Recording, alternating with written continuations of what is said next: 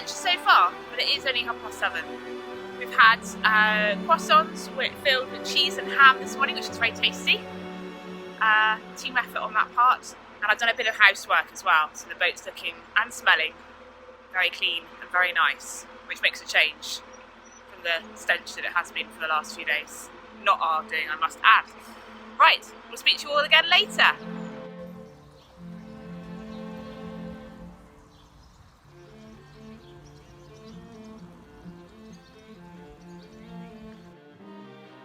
We are on the Welford arm and are doing the one and only lock. Scott's just opened the gates for me, and now we can go in. The lock is just after Bridge 3A. Once we've gone through the lock, we're on the highest stretch of the Grand Union. It's only a short detour of 45 minutes from the junction up to the quaint village of Welford.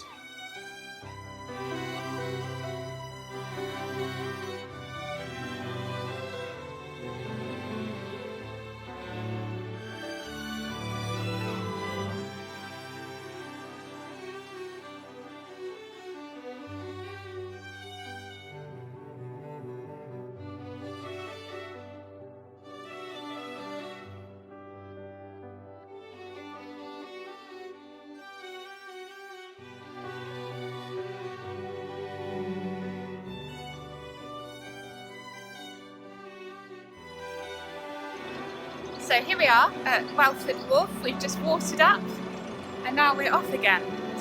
There's a rubbish point here and Jerry had a very quick walk around with Scott while I supervised the watering and the swans. So we pulled into that little lay-by there and the winding hole was just there. So a bit of pole work from Scott, a bit of throttle work from me. Lots of bits of rope in the water, which I haven't told Scott about, but it probably means it's around our prop now. But there we are, that was Welford. And now we're making our way back down the Welford arm, through the small lock and back onto the GU Leicester arm. Howdy.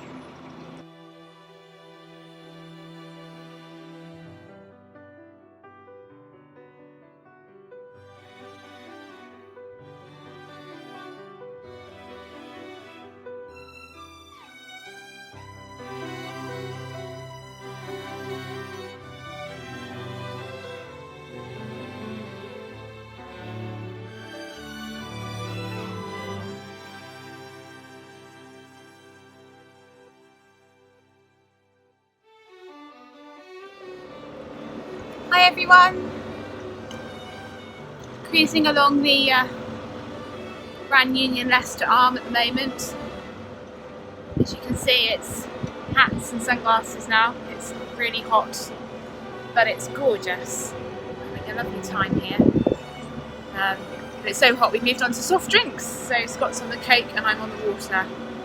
And we're hoping to be coming up to Crick Tunnel soon, so it should be cool for 10-15 minutes.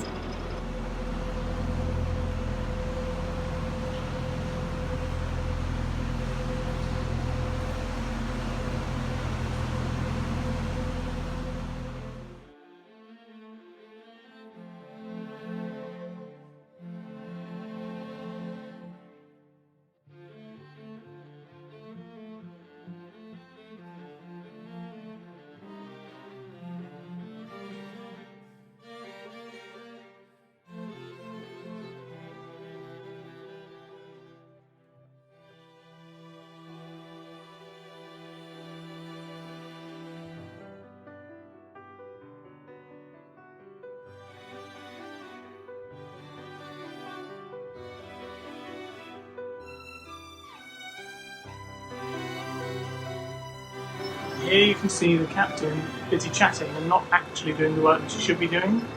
That paddle, like the one on the left, should be up, but it's not. She's so busy having a good old chat to that lovely lockkeeper over there. Oh well.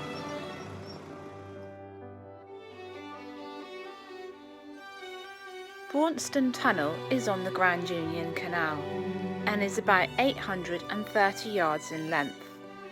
It allows two-way traffic and isn't straight, with a distinctive kink about halfway, with a journey time of around 20 minutes. So, Jerry and I have come for our evening stroll. We've left the boat, which is currently moored up just outside Braunston Tunnel, and we've come for a bit of a wander. We've found ourselves in this beautiful countryside where they're growing broad beans. At least, that's what they look like. It could be any other kind of pea, I suppose. But Jerry is very interested in what he's seeing here. I think there must be some interesting wildlife in the area.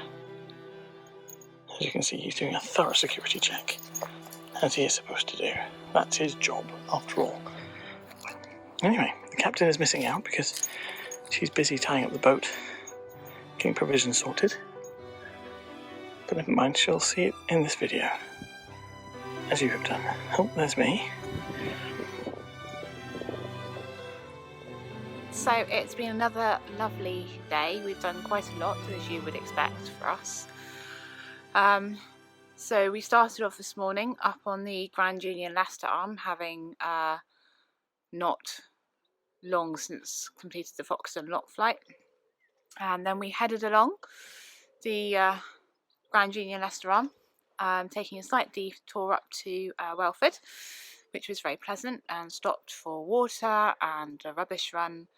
And then we continued on down along the GU Leicester Arm and did the lock flight, which I can't remember the name of, but it was a series of, I don't know, half a dozen locks, of which 4 were actually a staircase. And I operated the locks under very close supervision from the lock keeper. Sorry? Oh, Watford. There we are. Thank you, Scott. Watford lock flight. And then once we completed that, we carried on down to the junction and turned right towards Braunston, and then we finished off doing Braunston Tunnel this evening, which was lovely because it was so cool inside. It's been very warm today, and now we're just tied up outside Braunston Tunnel, which is behind us there, under the shade of the trees. We've just had dinner this evening, and now we're sort of, well, Scott's writing the blog, I'm going to wash up, and then I expect we'll have an early night, because we're going to have a super early start tomorrow morning. We want to get down the Braunston locks before every man and his dog does, so we're probably going to look at the 6 a.m. start, I think, tomorrow, do that, and then we'll have breakfast. And then we'll head north up the Oxford Canal, through Rugby, up towards Coventry, having completed obviously the Hillmorton locks as well, and then we're going to go up the Ashby Arm. Now the Ashby Arm is quite important because at the end, if we can get a photo and everything, when we wind, we will get our first silver anchor, which is brilliant. I think we need to collect something like 20 to get some sort of certificate or whatever.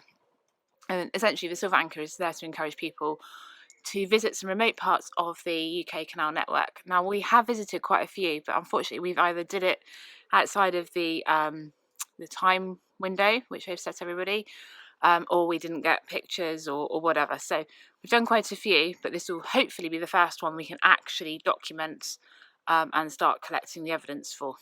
So tomorrow the plan is just to essentially get onto the Ashby Canal, find somewhere nice to moor up in the 30 odd degrees of heat that is being forecast, and then sit it out, and then hopefully on Saturday get up to the top of the Ashby Arm before turning around.